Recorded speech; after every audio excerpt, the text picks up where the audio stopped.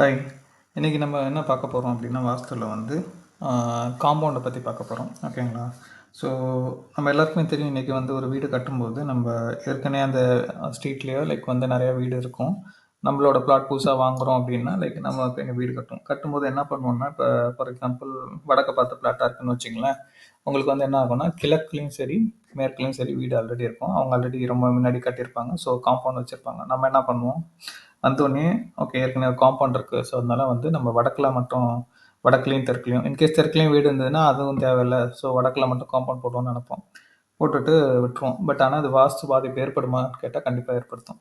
அது எப்படி ஏற்படுத்தும் அப்படின்னா, ஆ இப்ப நம்மளுக்கு பார்த்தீங்கன்னா, எப்பவுமே வீட சுத்தி நமக்குன்னு சொந்தமான ஒரு காம்பவுண்ட் வேணும். இப்ப நீங்க காமனா ஷேர் பண்றீங்க.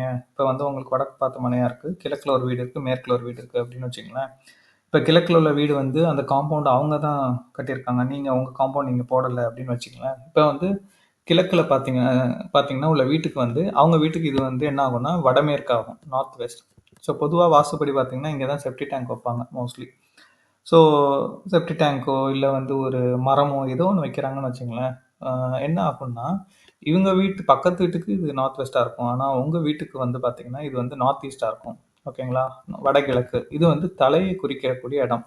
ஸோ இந்த இடத்துல நீங்க ஆ இந்த மாரி ஷேரிங் காம்பவுண்டுக்கு ஈஸ்ட் சைடு அதாவது கிழக்கு பக்கத்துல உள்ள காம்பவுண்ட் வால வந்து நீங்க ஷேர் பண்ணீங்க அப்டின்னா, என்ன ஆகும்னா, இந்த பக்கத்து வீட்டோடான வாஸ்து பாதிப்பு உங்களுக்கு உங்க தலைக்கு, உங்க தலை சம்மந்தமான பிரச்சனைகளுக்கு, அப்புறம் வந்து உங்க தலைமகனுக்கு, உங்க மூத்த குழந்தை ஆண் குழந்தையா இருந்தா, அவரோட மனநிலை அவருக்குமே பாதிப்பு இருக்கும். சரியா படிக்க மாட்டாங்க. இந்த மாரி நெறைய விஷயங்கள் இருக்கு. ஓகேங்களா?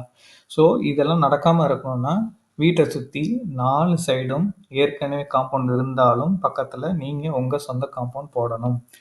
பொதுவா வாஸ்துல பார்த்தீங்கன்னா, காம்பவுண்டுன்றது தந்தை சுவர் சொல்லுவாங்க. உள்ள வீட்டோட இந்த பில்டிங் வந்து தாய் சுவர் சொல்லுவாங்க. ஓகேங்களா? ஸோ தந்தைன்றது ஒருத்தர் இருக்கணும். ஓகேங்களா? ஸோ அதனால ஷேர் பண்ண முடியாது தந்தை. கரெக்ட்டா? ஸோ அப்ப நமக்குன்னு ஒரு இண்டிவிஜுவலான ஒரு காம்பவுண்ட் கண்டிப்பா தேவை. ஏற்கனவே அவங்க போட்டிருந்தாலும் நீங்க போடணும். போடலன்னாலும் பாதிப்பு இருக்கும். உங்க வீட்ல நீங்க பார்க்கலாம். இந்த வீடியோ பார்க்குறவங்க வந்து இந்த மாரி பாதிப்பு ஏற்படுத்துனா, நீங்க செக் பண்ணி பாருங்க. அது உங்க வீட்டு சொந்த காம்பவுண்டா இருக்காது. ஸோ ஷேரிங்கா இருக்கும். இது மட்டும் தான் காரணமா அப்டின்னா, இன்னும் நெறைய காரணம் இருக்கு. பட் காம்பவுண்ட பொறுத்தவரைக்கும் ரூல் இதுதான். நீங்க உங்களுக்கு சொந்தமான காம்பவுண்ட் கண்டிப்பா போடணும் அப்டின்றது தான் வாஸ்துபடி ரூல். அத எல்லாரும் கண்டிப்பா போட்டுருங்க. ஓகேங்களா?